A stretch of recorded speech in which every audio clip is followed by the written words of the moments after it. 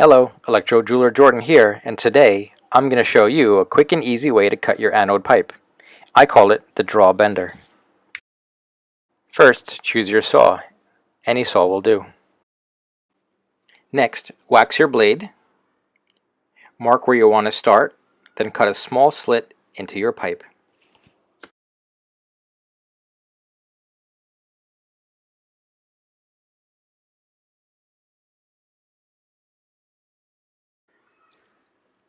Now insert your slit pipe into a partially open draw. Bend down and separate. Repeat if necessary.